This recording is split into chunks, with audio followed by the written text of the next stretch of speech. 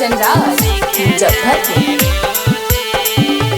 तनी हमारो के देना बतलाई छोड़ी गे, तनी हमारो के देना बतलाई छोड़ी गे।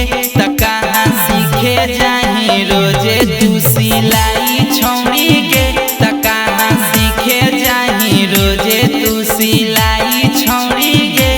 काहे पूछाला पर देही नारी पलाई छोड़ी गे, काहे पूछाला पर देही नारी पलाई छोड़ी गे। त कहाँ सीखे जाही रोजे तू सिलाई छोड़ी गे, त कहाँ सीखे जाही रोजे तू सिलाई छोड़ी गे। त कहाँ सीखे जाही रोजे।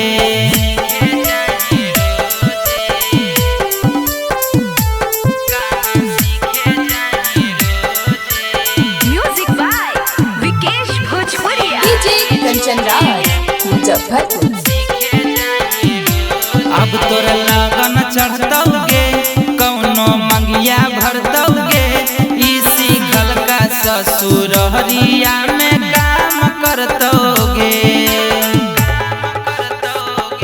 अब तोर लगन चढ़तौगे कौनो मंगिया भरतौगे, इसी घल का ससुरहरिया में काम करतौगे। पूरा करे में लागल ही मैट्रिक के पढ़ाई छोड़ी गे, पूरा करे में लागल ही मैट्रिक के पढ़ाई छोड़ी गे। त कहाँ सीखे जाही रोजे तू सिलाई छोड़ी गे, त कहाँ सीखे जाही रोजे तू सिलाई छोड़ी गे। त कहाँ सीखे जाही रोजे। Team recording studio Rajgir.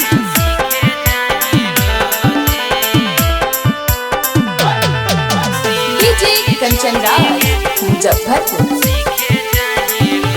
काहे भागो हखी गे ना बतलाबो हखी गे, सही बतिया पर हमारा गरियाबो हखी गे।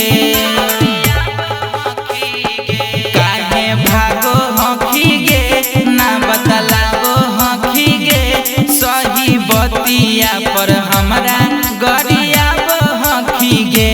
वरुण बबुआ से होतौ तोर सगाई छौड़ी गे, वरुण बबुआ से होतौ तोर सगाई छौड़ी गे।